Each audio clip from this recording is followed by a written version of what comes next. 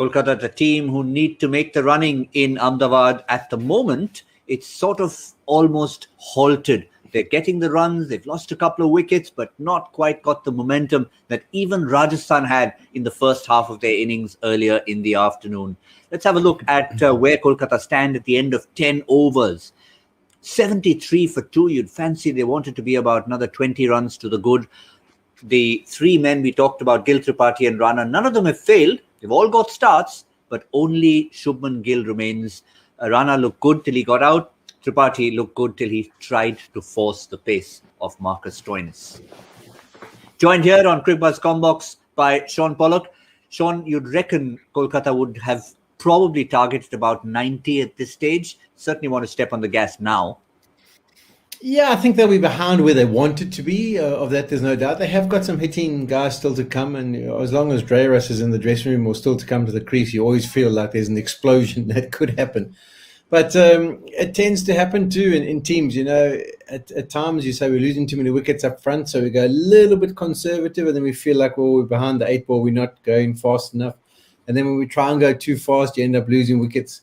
And that's the challenges. It's the teams that get the right balance in place that obviously have the right impact. So it's going to be big. I think Morgan's just got himself out, which is a huge blow for them. But that will bring Dreyeras to the crease. Morgan got some runs in the last game, so he'll be disappointed with that. But this is what happens in the middle. It eventually comes to that catalyst moment where you feel, I think we have to pull the trigger here at some stage, and you do. And if you lose wickets at that moment, then you're really on the back foot.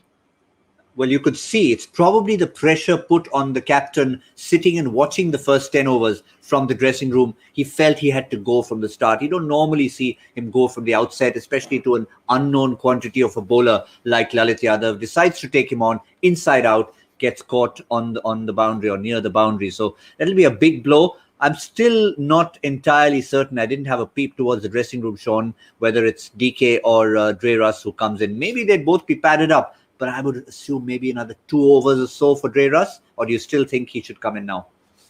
No, I think he should come now. I think he needs to go in there, and I'd say to him, back yourself, explode. If it doesn't work out, then Kartik just comes and plays his normal game. Lalit Yadav, big credit to him. I've been impressed with what he's done. He's been very accurate. Needed to step up to the plate. So Ashwin is out of the mix. And then obviously the injury to Mishra. They were sort of looking around, okay, who could do this job? And he really has stood up today. So credit to him. A fantastic effort for him in the middle overs. But I think if you just look at all the batting rates, there's nothing that's explosive enough. It's sort of 17 or 17 or 37 or 31. There needs to be an explosion. So I'd be very surprised if it wasn't Dreyeras.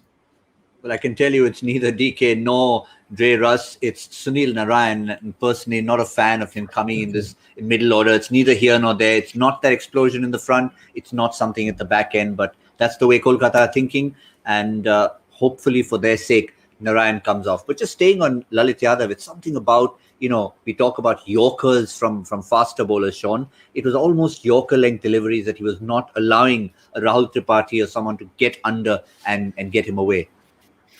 Yeah, I was actually just sitting there and thinking the right option might have been to go and just play the ramp, over the keeper's head.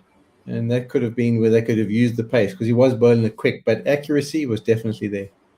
Well, we talked about accuracy. He's just picked up Sunil Narayan. First ball has Lalit Yadav. And that is going to be a huge blow because they probably wanted Sunil Narayan to give the innings some impetus. And now, no matter what, whether it's Dreyeras or whether it's DK coming in, there'll just be that pressure. Lost the captain, lost Sunil Narayan. How do you do a little bit of a repair job needed before you can explode? I don't think you do repair. I think you go Dreyeras and say to him, just go and whack it. And if it really doesn't come off, then we repair. But more importantly, let's get off this comm box. Let's go and watch the action. Everything's happening while we're standing here.